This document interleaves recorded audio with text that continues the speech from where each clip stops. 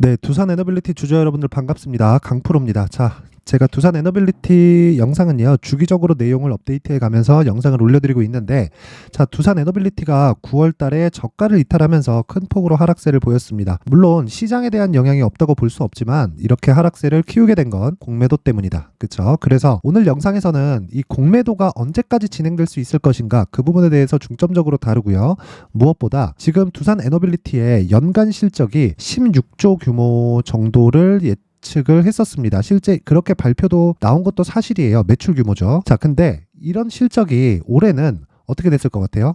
달성이 충분히 가능합니다. 충분히. 그리고 지금 두산 에너빌리티의 시가총액 규모는 9조 원대다. 그렇죠? 매출을 기준해서 밸류에이션을 볼 수는 없지만 이익단에서도 계속해서 늘어가고 있는 상황을 보면 두산 에너빌리티가 지금 요 정도까지 하락한 건 언더슈팅입니다. 말도 안 되는 하락이 나온 건데 이런 부분은 당연히 공매도에 기인한다. 그렇죠? 그래서 오늘 공매도를 중점적으로 한번 다루면서 실적과 그리고 주가에 대해서 전체적으로 점검을 하겠습니다. 자, 시청하시기에 앞서서 구독과 좋아요 부탁드리겠고요. 무엇보다 이해하는 게 중요하니까 영상 끝까지 시청하세요. 자, 시작합니다. 오늘 일단 보합권에서 등락을 주고 있는데 여기 보세요. 어저께 4%대 반등이 나왔습니다. 뭐 종가는 한 3%에 마감이 됐는데, 자, 보세요. 한번 올라가고 나니까 뭐가 이 저항권으로 부딪히죠? 21 이평선의 저항권에 부딪힙니다. 그러면 주가가 올라가기 위해서는 뭘 만들어야 되죠? 정배열을 만들어야 됩니다. 그럼 정배열을 만들기 위해서는 뭘 해야 돼요? 그쵸? 61 이평선이 끌어내려지고 21 이평선은 61 이평선이 끌어내리는 과정에서 61 이평선의 단가는 이렇게 이 하단 쪽에서 계속해서 맞물려 들어가야 되는 겁니다. 자, 그러면 여기서는 어떻게 돼야 돼요? 공매도와 상관없이 등락 구간이 조금 필요합니다. 두산 에너빌리티는 일단 대형주입니다. 대형주다 보니까 급격하게 상승을 하면서 뭐 V자 반등이 나오거나 이런 상황은 지금은 안 나와요. 그런 상황이 나오려면 일단 시장이 확 이 V자 반등으로 끌어올려야 되는데 이러기에는 지금 시장의 모멘텀이 부족해요. 물론 환율에 대한 고가가 나오면서 오늘 같은 경우에 환율이 1.6% 하락하고 있거든요. 자, 환율 한번 간단하게 체크를 할게요.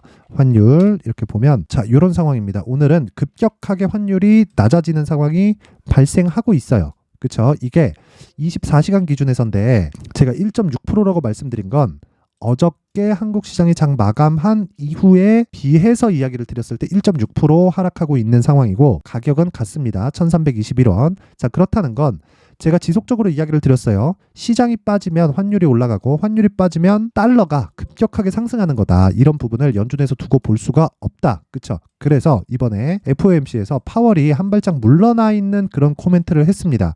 뭐 결과적으로 얘기를 하면은 간단해요. 우리 열심히 하고 있다. 하지만 데이터에 의존하겠다. 데이터를 확인하고 나서 정책 결정을 하겠다는 거죠. 자, 근데 금리를 추가적으로 올리기에는 부담스럽다는 뉘앙스를 계속해서 풍겼습니다. 그러면서 미증시가 굉장히 큰 폭으로 강세를 보였고 그에 맞춰서 한국 시장도 강세를 보이고 있는 건데 이런 강세가 왜 나올까요? 파월이 얘기해서 없다고 볼 수 없겠죠. 근데 정확한 이유는 주가가 먼저 빠졌기 때문입니다. 만약에 파월이 되게 긍정적으로 얘기하고 들어갔어요. 근데 주가 안 빠지잖아요. 고가에서 물량 맞고 또 빠집니다. 그건 배제할 수 없어요. 그래서 지금 나오고 있는 환율의 하락세는 굉장히 긍정적인 요소로 볼 수 있고요. 그리고 주가가 빠지고 환율이 먼저 올랐기 때문에 지금 주가가 반등이 나오고 있는 거다. 그런데 이 종목단에서 보면 기본적으로 기술적인 상황이 맞아 들어가야 돼요. 그래서 주가가 적게 빠진 놈이 빨리 올라가는 겁니다. 그런데 두산 에너빌리티는 어떻게 봐야 돼요? 지금 저가 구간만 다져놓으면 추가적으로 시세가 나올 수 있는 폭이 훨씬 더 큽니다. 근데 실적이 좋아요. 그쵸? 실적이 좋은데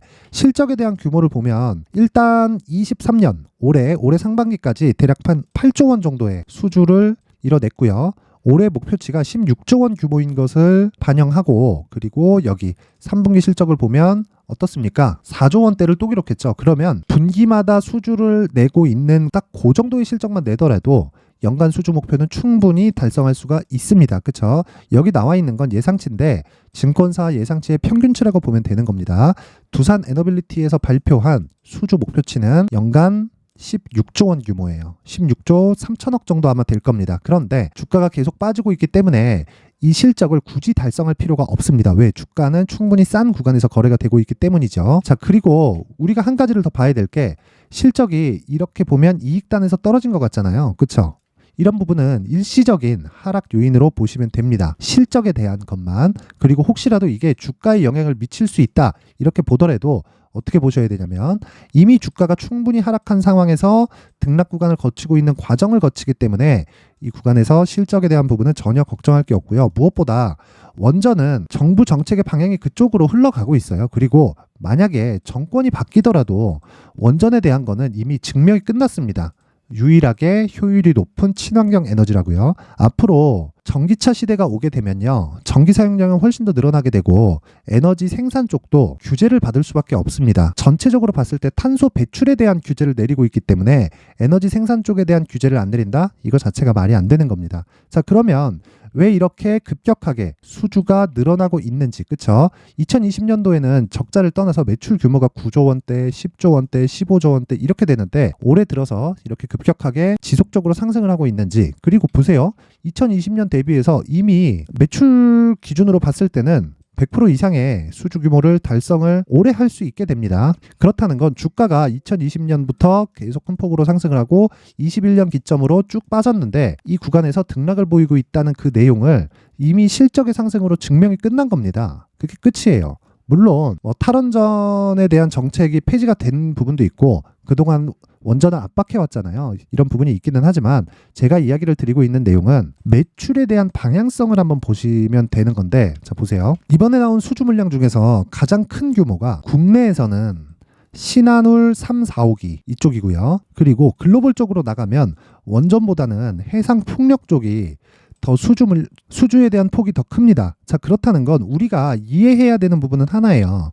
두산 에너빌리티는 기본적으로 원전을 따르고 있지만 전체적으로 보면 친환경에 대한 방향성을 계속 버티면서 지금까지 이 진행을 하고 있다. 그쵸? 굉장히 어려웠던 시기도 있고, 그리고 사실 왜 풍력이나, 그쵸? 이 다른, 그쵸? 풍력이나 태양광이나 이런 쪽은 발전이 더딜까요? 효율이 낮기 때문입니다. 어쩔 수 없이 원전으로 갈 수밖에 없고, 실제 원전 가동률을 보더라도 계속 되는 증가 추세를 보이고 있어요. 그래서 지금 주가가 빠지고 있는 공매도에 대한 부분만 해결이 되면 이 부분은 절대로 지금 비싼 가격대가 아닙니다. 그리고 공매도를 이 상황을 보면 대차 거래도 이제 고가에서 조금씩 줄어들고 있는 상황이 나오고는 있고요. 무엇보다 공매도가 아예 안 나오는 건 아니에요. 이렇게 뭐 9%, 7% 이렇게 계속 진행이 되지만 지금 국정감사에 금융위를 불러다가 나와가지고 엄청 털더라고요. 이거 은성수 금융위원장 있죠, 전 정권에서. 여기서 공매도 관련돼서 하겠다고만 얘기하고 왜 안 했느냐, 뭐 그런 얘기를 계속 하는데 최대한 빠른 시간 안에 뭔가 결과가 나오지 않을까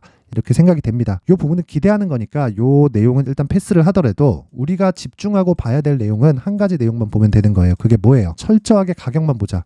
자, 두산 에너빌리티는 지금 실적 관련돼서 제가 이야기를 드렸고, 주가는 충분히 하락했다고 이야기를 드렸고, 시장도 충분히 하락했다고 이야기를 드렸습니다. 그러면 지금 봐야 될 건 우리가 무작정 싸다고 매수할 게 아니라 확인하고 매수하는 과정이 필요한 겁니다. 그러려면 첫 번째 어떻게 해야 돼요?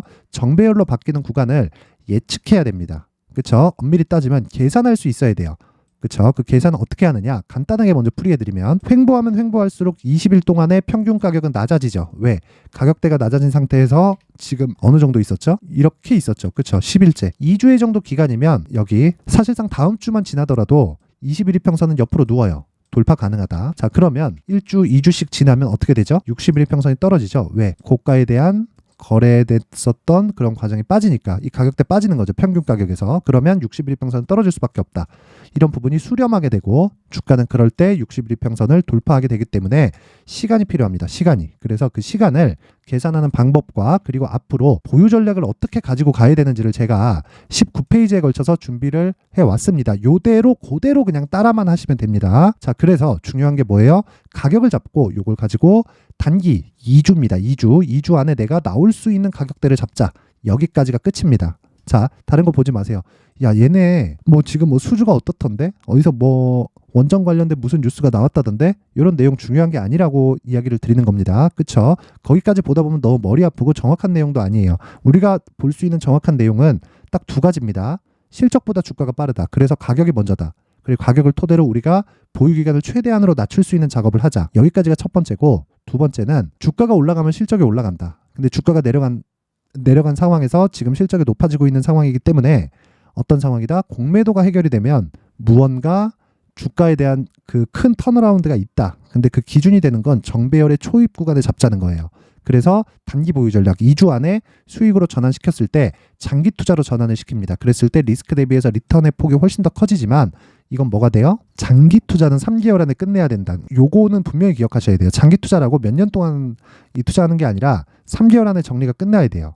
여기까지가 끝입니다. 그렇죠? 그래서 이 내용을 제가 엄청 정성스럽게 만들어 놨는데 그래도 최소한의 성의를 보여주시는 분들에 한해서만 제가 두산 에너빌리티의 가격과 단기 보유 전략을 공유해 드리도록 하겠습니다. 최소한의 성의는요. 영상 상단에 있는 전화번호로 숫자 3이라고 문자를 보내주시는 분들에 한해서만 제가 두산 에너빌리티의 가격과 단기 보유 전략을 공유해 드리도록 할 테니까 가격과 단기 보유 전략으로 멘탈을 잡으세요. 멘탈을. 공매도 어차피 버티면 우리가 이길 수밖에 없는 구조예요. 공매도는 아무리 무차익 공매도를 뭐 걔네들이 막 불법 공매도를 한다고 해도 기한은 무시할 수 없거든요. 이제 내릴 만큼 내렸다. 더 이상 내릴 폭은 없습니다. 그래서 가격 철저하게 지키고 이 내용을 무조건 배워가세요. 제가 정성스럽게 준비해놨습니다. 상단의 전화번호 확인해서 숫자 3이라고 문자 보내시면 되고 자 그리고 이런 내용을 내가 실시간으로 들을 수 있는 강프로의 무료 소통방을 오늘까지 오픈을 해놓겠습니다. 자 여기 강프로의 무료 소통방은 신고가 기준을 잡고요. 단기 매매를 함께 진행을 합니다. 그쵸? 신고가 이후에 주가가 선반영하는데 그런 부분이 두산 에너빌리티 말고도 다른 종목에서는 계속해서 발생을 하겠죠. 그쵸? 지금과 같은 경우에 반도체에 저는 집중을 하고 있고요. 실제 여기 11월 3일 오늘 같은 경우에 11월 3일 시초가 매수 DIT 오전 8시 53분 진행이 됐고 두산테스나 오전 8시 54분 그렇죠. 시초가 매수가 진행이 됐습니다. 내용 확인 한번 갈게요. 내용 확인 한번 가면 자, 첫 번째 DIT 봅니다. DIT는 반도체입니다. 자, 근데 시가 대비해서 고가를 따지면 대략 한 15% 정도의 상황이 발생을 했지만 아직 보유 중입니다. 왜? 반도체니까. 그렇죠. 반도체 소형주입니다. 왜 그러냐? 삼성전자와 하이닉스의 움직임이 굉장히 강세를 보이고 있기 때문이고요. 시장 대비 훨씬 더 강세다. 자, 보세요. 왜 시장이 빠지고 있는 8월, 9월, 10월 달에 DIT는 강세를 보였을까요? 삼성전자는 안 빠졌고요. 하이닉스는 올랐고요. 오히려 10월 달에 신고가 내버렸습니다. 그래서 이런 상황이 발생을 하는 겁니다. 그러면 DIT를 오늘만 공략을 했느냐? 아닙니다. 어제도 공략을 했어요. 내용 확인할게요. 자, 쭉 올려보면 자 보세요.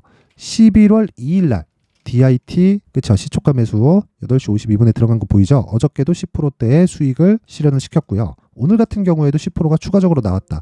그러면 어저께는 올랐는데 왜 팔았을까요? 상한가를 안 갔으니까. 전 상한가를 안 가잖아요.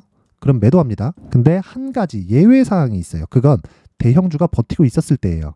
그럼 DIT는 뭐다? 반도체 종목이다. 반도체 대형주는 뭐예요? 삼성전자와 하이닉스다. 그렇죠? 여기까지가 끝입니다. 그래서 계속해서 매매를 하는 거예요. 제가 왜 이런 매매를 하느냐? 대형주가 시장을 만들어가야 중소형주가 날 수 있는 겁니다. 대형주가 뛰어야 중소형주는 날 수 있는 거예요. 그 기준을 맞춰서 매매를 해야 우리가 큰 손실 구간을 겪지 않고 주식 투자를 할 수 있습니다. 이 부분 절대 잊지 마세요. 자, 그래서 나도 신고가에 대한 매매를 계속해서 진행을 하고요. 그리고 신고가를 기준해서 단타를 한번 진행해 보면서 하루에 10%대의 수익을 한번 얻어가 보고 싶다 하시는 분들은 상단의 전화번호 확인해서 참여라고 문자를 보내주시는 분들에 한해서만 제가 강프로의 무료 소통방 입장 링크를 공유해 드리도록 할 테니까 모든 분들이 참여라고 문자를 보내서 하루에 신고가 종목을 이용해서 10%대의 수익 나는 매매를 해보셨으면 좋겠습니다. 자, 내용 정리 들어가겠습니다. 두산 에너빌리티는 지금 가장 문제가 공매도다. 그쵸? 공매도는 우리가 자력으로 막을 수 없다. 이건 근데 지금 되게 좀 국회에서도 그렇고 되게 좀 문제가 된 지가 오래되기도 했고요. 좀 문제시 삼고 있는 내용들이 있습니다. 그래서 그런 부분 때문에 곧 해결되지 않을까 이렇게 예측하지만 이게 중요한 건 아닙니다. 왜 그러냐면 우리가 해결될 수 없는 문제이기 때문이에요. 그러니까 우리 스스로 해결할 수 없잖아요. 그래서 우리가 스스로 해결할 수 있는 가격과 보유 전략에 집중을 하고 가격과 보유 전략은 제가 준비를 해놨으니까 영상 상단의 번호로 숫자 3이라고 문자 보내면 되고요. 그리고 이런 내용 그 신고가를 토대로 뭘 해요? 단기 매매를 계속해서 매일매일 한번 진행해보고 싶다 하시는 분들은 제가 여기 매일매일 이렇게 DIT 반도체 종목과 바이오 그쵸? 당일날 강할 수 있는 종목을 계속해서 진행을 하고 있는데 여기서 수익이 크게 나오고 있습니다. 이런 부분에 대해서 나도 한번 참여해서 하루에 5%, 10%대의 수익을 가져가 보고 싶다 하시는 분들은 상단의 전화번호 확인해서 참여라고 문자를 보내시면 제가 오늘까지만 입장 링크를 공유해 드리도록 하겠습니다. 항상 시청해 주셔서 감사드리고요. 무엇보다 중요한 건 내용을 이해하는 게 중요합니다. 항상 신고가 그리고 신저가 구간에서 대형주는 강세를 보일 수 있지만 끼가 있는 종목을 매매하자. 그게 뭐다? 두산 에너빌리티다. 잊지 마세요. 그렇죠? 그리고 항상 시청해 주셔서 감사합니다. 자, 이제 23년도 다 끝나가지만 매매를 하시면서 스트레스를 받으시는 분들이 있을 수 있습니다. 시장이 항상 그렇긴 하지만 그래도 제 구독자분들과 시청해 주시는 분들을 위해서 앞으로 차기 주도주가 될 수 있는 대시세 종목을 준비를 해왔습니다. 물론 단타에 목말라 하시는 분들이 있을 수 있습니다. 자, 그런데 단타의 문제는요, 위험관리입니다. 단타에서의 위험관리는 손절 말고는 없기 때문입니다. 자, 그래서 항상 제가 단타는 재능이 필요하다고 이야기를 드리는데, 단타에서의 재능은요, 단순하게 차트를 보면서 단타를 치는 기술적인 문제가 아닙니다. 손절에 대한 심리적인 압박을 이겨내면서 매매를 해야 되기 때문에 장기간 유지하기가 사실상 어렵습니다. 한두 번 해보면 할 수 있는지 없는지 알 수 있을 겁니다. 자, 그래서 단타나 짧은 수익만을 쫓다 보면요, 잦은 손절로 계좌가 망가지는 건 순식간이고요. 그만큼 수익하고는 거리가 멀어지겠죠. 장기간 유지하기가 어렵기 때문입니다. 결과적으로 주식시장에서 돈을 벌기 위해서는요, 어떤 계기를 만들어야 되는데 그 계기는 한 종목에 비중을 실어서요, 수익을 보는 것 말고는 없습니다. 쓸데없이 잦은 매매를 하지 말라는 이야기고요. 그리고 한 종목에 비중을 실을 수 있어야 된다는 겁니다. 그런데 이 비중을 실는 과정에서 성장 산업군에 대한 이해가 필요하다는 겁니다. 이 부분을 반드시 기억을 하셔야 돼요. 자, 이런 성장 산업에 대한 구조와 제가 앞서 말씀드렸던 신고가 그리고 선반영 구조에 대해서 이해를 했을 때 이런 매매를 할 수 있게 됩니다. 2월 7일 강프로의 대시세 종목으로 에코프로 매수가는 17만원 이에서 진행이 됐고요. 그리고 목표가는 50만원부터 자율 매도 구간으로 잡았죠. 예상 수익 범위가 200% 이상으로 되어 있는데 신고가 이후에 선반영 평균치가 200% 이상이기 때문에 그렇습니다. 자, 그런데 에코프로가 2차전지 양극재 기업이죠. 자, 근데 2차전지 양극재는 친환경이라는 범주 안에 속해 있다고 보시면 됩니다. 근데 제가 항상 이야기를 드리죠. 시세는 항상 연결된다고요. 앞으로 나올 대시세 종목도 이런 친환경이라는 성장 산업군에 포함되어 있어야 됩니다. 자, 이런 성장 산업군에 포함되어 있는 걸 확인한다면 이 내용처럼 세 가지의 공통점을 가지고 있습니다. 1년에 많은 종목이 발생하지 않고요. 그리고 세력들의 장기간 매집 구간이 확인돼야 되고, 그리고 상승하기 시작하면 평균적으로 3개월 정도의 상승 구간을 보이기는 하지만 제가 2개월이라고 작성을 해온 건 한 가지 내용 때문입니다. 한 달은 확인하는 과정이 필요하기 때문입니다. 이게 무슨 얘기냐면 성장 산업에 대한 부분 그리고 이런 공통점, 여기다가 기술적인 내용을 다 포함을 시키더라도 절대적으로 가격이 우선적으로 반영이 되는 것이기 때문입니다. 에코프로도 마찬가지예요. 이런 내용을 토대로 제가 4분기 대시세 종목을 준비를 해왔습니다. 자, 장기간 하락하면서 최악의 국면을 거쳐왔고요. 이 구간에서 먼저 하락을 했다는 건 앞서 말씀드렸던 내용처럼 고가에 대한 부분이 아니라 저가, 즉 나쁜 부분을 반영한 이후에 신고가를 발생을 시켰다는 건 앞으로 좋을 부분을 반영이 되고 있다는 거죠. 그런데 본격적인 시세는 신고가 이후라고 말씀을 드렸고 지금은 매물 소화 과정을 보내고 있습니다. 앞서 말씀드린 대로 가격 먼저 분석을 끝냈죠. 그리고 나서는 정부 정책의 방향과 맞는지를 체크를 해야 되는 겁니다. 2023년 대시세 종목인 에코프로도요, 정부 정책의 방향에 맞는 종목이라고 볼 수 있겠죠. 물론 이런 종목들도요, 신고가 이후에 시세를 낸다는 건 반드시 기억하고 있어야 됩니다. 자, 이런 내용을 토대로 23년 상반기 에코프로와 같은 대시세 종목을 준비를 해왔습니다. 자, 하반기 대시세 종목은 영상 상단의 전화번호로 대시세라고 문자를 보내주시는 분들에 한해서만 공유해드리도록 할 테니까 영상 상단의 전화번호 확인해서 하반기 대시세 종목으로 큰 수익 내셨으면 좋겠습니다.